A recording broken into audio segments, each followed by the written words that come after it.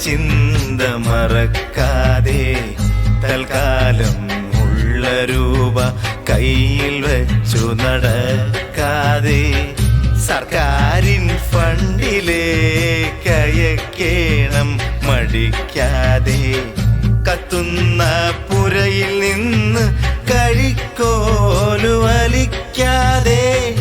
ഇപ്പോഴും കിട്ടും നിൻ മുഴുവൻ പെൻഷനതോർക്കാതെ കാശില്ല ഖജനാവ്